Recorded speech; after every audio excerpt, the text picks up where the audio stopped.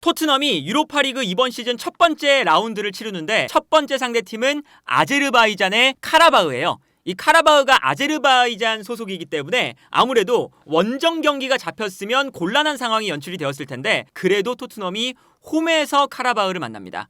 그런데 3일 뒤에 맨유 원정을 떠나야 되기 때문에 기본적으로 토트넘이 카라바흐전을 준비하면서 맨유전의 컨디션 관리까지 같이 준비를 해야 되는 그런 경기거든요. 그런데 카라바흐가 그렇다고 해서 만만하게 볼 팀이냐? 그건 또 아니죠. 카라바흐가 유럽 대항전을 보면 종종 나오는 팀이고 이변을 종종 만들어내는 팀이거든요. 그러다 보니까 토트넘이 유럽 대항전을 복귀하는 첫 번째 경기에서 카라바흐를 상대로 어느 정도는 좋은 경기를 보여줘야 유럽 대항전에서의 첫 번째 경기가 잘 풀리면 잘 풀릴수록 그 다음 경기들이 또 잘 풀리게 되잖아요. 이제 그런 걸 감안을 했을 때는 이 경기를 맨유전이 있다고 해서 로테이션을 크게 돌리거나 지난주에 있었던 코벤트리 시티처럼 모든 선수를 로테이션으로 돌릴 수 있을 만한 경기는 아닐 것으로 판단이 돼요. 그래서 아마 주전 자원들이 대거 출전을 할 것 같은데 일단 유로파리그의 방식도 챔피언스리그와 동일합니다. 토트넘이 한 조에 8팀을 만나게 되고요. 유로파리그도 챔피언스리그처럼 1등부터 36등까지 단일 리그로 치러지게 되고요. 토트넘 입장에서 생각을 해보면 35팀을 만나야 되는데 이렇게 모든 팀을 만날 수가 없으니까 딱 8팀만 뽑아서 8라운드를 치르게 되죠. 그래서 만나는 팀이 카라바흐부터 시작해서 페렌체바르시, 알크마르, 갈라타사라이, 로마, 레인저스, 호펜하임, 엘프스보르 이런 팀들이 있는데 기본적으로 8경기만 치르고 순위를 내다 보니까 유로파리그에서 16강에 진출하려면 당연히 8강 안에는 무조건 들어줘야 돼요. 만약에 9등으로 넘어가는 순간 9등부터 24등까지는 다시 플레이오프를 치러서 8팀을 선정해서 16강전으로 보내죠. 그러다 보니까 일정이 많아지거든요. 그러면 유로파리그에서의 한 경기 한 경기의 성적이 순위를 결정하는 데 아주 중요하기 때문에 당연히 토트넘도 카라바흐전에서 맨유 원정을 생각하지 않고 주전 자원을 다 꺼내들 가능성도 충분히 있습니다. 그래서 선발 라인업을 보면 기본적으로는 선발 라인업에 포함되는 모든 선수들이 일단 포함이 될 것으로 생각이 되고요.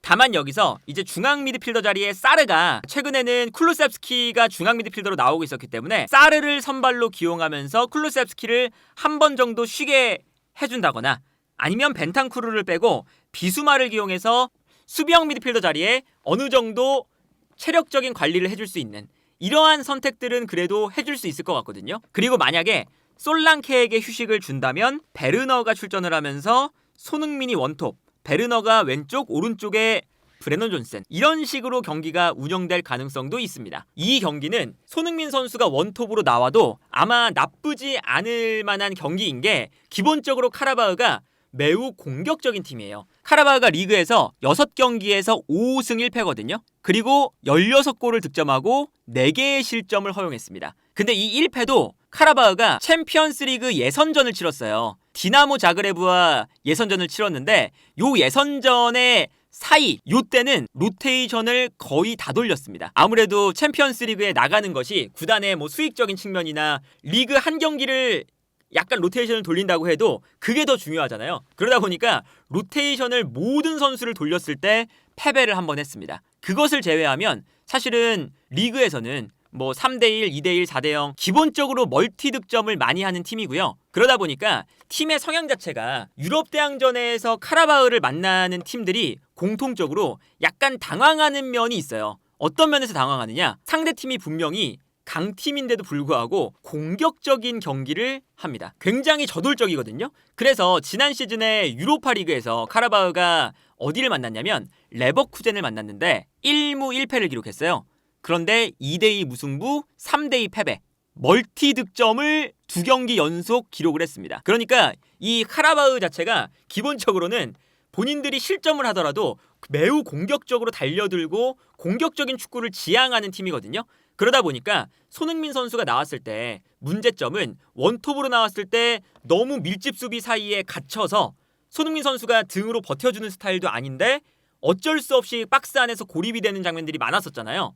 그래서 솔랑키가 필요했던 건데 이 경기만큼은 카라바흐가 그래도 공격을 할 때는 공격적으로 올라와주는 팀이기 때문에 손흥민 선수가 뛰어들어갈 만한 뒷공간이 발생할 가능성이 있는 경기다 라고 볼 수가 있고, 그렇다고 하더라도 카라바흐가 토트넘 원정에서 정말 본인들이 경기를 주도하면서 볼을 점유하는 그런 경기는 하지 않을 거고요. 기본적으로 약간 내려앉으면서 수비적인 경기를 펼치다가 빠르게 역습으로 나가겠죠. 근데 역습으로 나갈 때 이 팀 자체가 라이프치히라던가 아니면 아스톤빌라처럼 수비적으로 경기를 강팀과 했을 때 운영하면서도 공격적인 측면을 분명히 생각하면서 경기를 운영하는 그런 팀의 스타일과 비슷하거든요. 그리고 심지어 포메이션도 아스톤빌라나 라이프치히처럼 4-2-2-2 전형을 씁니다. 좌우 측면에 있는 선수들이 측면에서 플레이하긴 하지만 공격을 할 때는 안쪽으로 들어오는 유형의 선수들이에요. 그래서 기본적으로는 4-4-2 전형을 만드는데 4-4-2 전형에서 가운데로 좁히면서 미드필더 싸움을 강력하게 가져갑니다. 그리고 여기서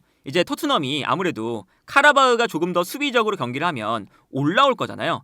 많이 올라와서 이제 경기를 하게 될 텐데, 이때 재밌는 점은 최전방에 있는 투톱 아스톤빌라랑 비슷합니다. 그리고 좌우 측면에 있는 2명의 공격수, 이 4명의 선수가 측면과 중앙을 모두 뛸 수 있는 선수들로 구성이 돼 있어요. 그러다 보니까 볼을 빼앗는 순간 앞쪽에 있는 선수가 측면으로 빠지면 측면에 있던 선수가 가운데로 들어오면서 자연스럽게 스위칭이 되고요. 이때 예를 들면 최전방에 있는 선수가 측면으로 빠져나가면서 수비를 끌어내면 측면에 있던 선수가 가운데로 침투를 한다거나 이런 식으로 경기가 운영이 되는 거죠. 그래서 역습을 할 때 보면 이 팀 자체가 앞쪽에 있는 4명의 선수가 계속 경기장을 한 곳에 머무르지 않고 왔다 갔다 하면서 혼란스럽게 만들어주는 모습들을 볼 수가 있거든요. 예를 들면 이런 장면입니다. 이 장면을 보면 카라바흐가 이제 공격을 하는 장면인데요. 포백이 넓게 위치하고 있어요. 그러니까 왼쪽 풀백과 오른쪽 풀백이 이제 올라가고 있는 상황인데, 이때 좌우 측면 공격수들이 가운데로 들어오고 있죠. 그러면서 최전방 투톱과 4명의 이제 선수들이 가운데에 밀집을 하는 거예요. 그렇게 밀집을 했다가 이 선수들이 한 명 한 명씩 수비를 유인합니다. 예를 들면 최전방에 있는 선수가 내려오면서 수비를 끌어내고 있고요. 그리고 측면에 있던 선수가 가운데로 뛰어들어가고 있습니다. 그리고 오른쪽에 있던 선수가 가운데로 뛰어들어오고 있고, 이때 수비가 이 선수를 향해 따라가니까 앞쪽에 있던 선수가 이번에는 뒷공간으로 뛰어가고 있어요. 그래서 계속 공간을 만드는 거죠. 그래서 이 다음 장면을 보면 이런 장면이 나옵니다. 이 장면을 보면 한 명의 공격수는 내려와 있고 다른 공격수는 올라가면서 수비를 또 끌어내고 있고, 다른 한 명의 공격수는 가운데로 들어오면서 순간적으로 수비를 끌어내는 장면이에요. 근데 이렇게 가운데로 들어오면 수비를 끌어내니까 앞쪽에 있던 선수가 뒤로 빠져나가고요. 이 공간으로 미드필더가 패스를 보내줍니다. 그러면서 뒷공간이 한 번에 이 스위칭 플레이를 통해서 무너지는 장면을 볼 수가 있고요. 여기서 결정적인 찬스를 맞이하는 장면이죠. 이 장면에서도 측면에 넓게 올라간 선수가 있고요. 가운데로 들어오고 있는 선수들이 있어요. 이 4명의 선수가 가운데에 위치하고 있죠. 그리고 여기서 이제 어떤 작업이 나오냐면 최전방에 있던 선수가 내려갑니다. 이 선에 있던 선수가 공간으로 뛰기 시작해요. 그리고 측면에 있던 선수가 가운데로 들어오기 시작하죠. 그런데 여기서 내려오고 있는 선수가 중앙 수비수 한 명을 끌어낼 때, 이때 이 선에 있던 선수가 뒷공간으로 침투해 들어갑니다. 그리고 그 순간 가운데로 들어오면서 볼을 받는 선수가 뒷공간으로 패스를 보내주죠. 그래서 이 다음 장면을 보면 뒷공간으로 뛰어들어가는 선수, 그리고 수비수를 끌어낸 선수, 그 다음에 패스를 가운데로 들어와서 뿌려주는 선수. 그래서 이 뒷공간을 완전히 무너뜨린 다음에 여기서 득점을 기록하는 장면을 볼 수가 있었거든요. 이런 모습들이 이제 카라바흐가 가지고 있는 좌우 측면에 있는 선수들이 가운데로 들어오면서 투톱과 함께 계속 스위칭 플레이를 가져간다. 이게 카라바흐의 가장 큰 강점이고요. 이제 아무래도 토트넘이 너무 공격적으로 올라가 있을 때 이제 좀 극단적인 형태가 많잖아요. 극단적으로 올라갔을 때 이제 문제가 되는 게 아무래도 뒷공간에 대한 문제. 물론 이제 로메로와 반더벤이라는 아주 좋은 수비수들이 있지만 이 수비수들이 모든 선수를 막을 수는 없으니까요. 측면으로 수비가 끌려갔을 때 가운데로 뛰어들어오는 선수들, 이런 선수들에게 일격을 당할 수 있는 팀이 카라바흐라고 할 수가 있겠습니다. 그래서 이 카라바흐를 토트넘이 아무리 전력이 많이 앞선다고 해도 편안하게 경기를 하기에는 일단은 쉽지 않은 팀이다 라고 볼 수가 있겠고요. 그리고 이 팀이 이제 재밌는 것 중에 하나가 이제 어떤 게 있냐면 가운데 있는 4명의 선수가 핵심이라고 그랬잖아요. 그러다 보니까 여기서 상대가 올라와서 본인들을 전방 압박할 때, 토트넘이겠죠? 토트넘이 전방 압박을 강하게 걸 때 여기서 풀어나오는 순간 이 선수들이 사방으로 움직이면서 순간적으로 이 압박을 풀어내는 움직임을 매우 잘 가져가요. 특히나 한쪽 측면에서 카라바흐가 볼을 가졌을 때 압박을 강하게 들어가면 그 순간 이 가운데 있는 선수들이 분산을 하게 되고, 그리고 반대편에 있는 풀백이 아무래도 측면 공격수가 가운데로 들어가기 때문에 공격적으로 올라오는 유형의 풀백을 많이 가져가거든요. 그러다 보니까 반대편에 있는 풀백이 높게 올라가면서 이 공간으로 방향 전환을 하는 이런 장면도 꽤나 많이 나옵니다. 그래서 이 장면을 보면 여기서 카라바흐가 볼을 잡고 돌아섰을 때 선수들이 달려나가니까 기본적으로 상대 수비가 계속 분산이 됩니다. 왼쪽에서 달려나가는 선수가 쭉 달려나가면서 수비를 한쪽으로 약간 끌어놨어요.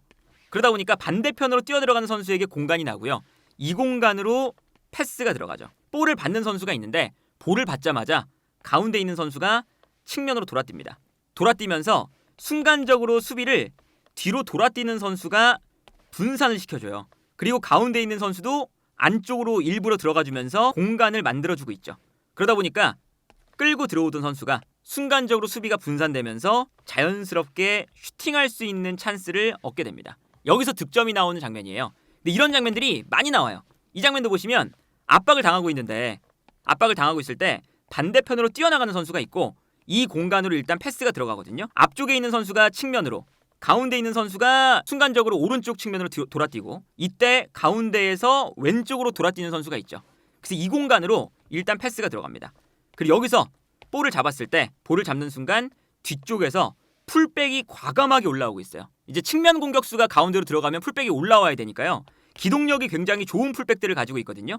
그래서 풀백이 순간적으로 올라오고 있고 측면에 있던 선수는 또 가운데로 들어갑니다. 그러니까 가운데 있는 선수가 이번에는 측면으로 나오면서 수비를 2명 가운데로 끌어당기면서 앞쪽에 있는 공간에도 공간을 만들고 측면으로 뛰어들어가는 풀백에게도 공간을 만들어주는 거죠. 그래서 이 다음 장면을 보면 볼을 잡아서 측면으로 뛰어가는 선수에게 패스를 찔러주고요. 이 가운데로 뛰어들어가는 선수가 공간을 많이 만들어줬죠. 그리고 여기서 크로스가 올라오면서 득점이 나오는 장면을 볼 수가 있습니다. 일단 카라바흐가 무시할 만한 팀은 아니다 라는 것을 보여주는 이제 장면들이라고 볼 수가 있겠고요. 뭐 지난 시즌의 기록만 봐도 36경기에서 리그 기준입니다. 97골을 넣었던 팀이에요. 그러니까 36경기에서 97골이라면 정말 많은 득점을 만들어낸 거잖아요. 거의 경기당 뭐 2.5골 정도를 만들어낸 거니까 그만큼 토트넘 입장에서는 토트넘도 공격적인 경기를 하는데 카라바흐도 밀고 올라오면서 공격적인 경기를 하는 이런 경기를 아마 이번 경기에서는 하게 되지 않을까. 그런데 그러다 보면 카라바흐가 생각보다는 압도적인 공격력에 비해 실점은 꽤 합니다. 지난 시즌 기준으로 36개의 경기 중에서 37골을 먹혔어요. 아제르바이잔 리그에서 경기당 1골 이상을 먹힌 거죠. 그러니까 공격적으로 올라오다 보니까 당연히 뒷공간이 열리거든요. 그렇다면 토트넘이 오히려 밀집 수비보다는 이렇게 올라오는 팀을 상대로 더 편안하게 경기를 하는 모습을 이번 시즌도 보여주고 있고, 토트넘의 공격 스타일도 공격 숫자를 순식간에 늘리면서 상대 수비를 당황시키는 이러한 스타일이다 보니까 손흥민 선수가 원톱으로 나오든 아니면 측면으로 나오든 득점할 가능성이 매우 높을 것 같고, 유럽 대항전 복귀골을 카라바흐전에서도 기록할 가능성이 꽤나 높아 보이는 경기가 아닐까 싶네요. 그리고 이 경기가 기본적으로는 바로 3일 뒤에 맨유전이 있다 보니까 맨유와의 경기에 뭐 자신감이라던가 분위기를 위해서라도 이 경기의 결과가 아주 중요하지 않을까 싶습니다.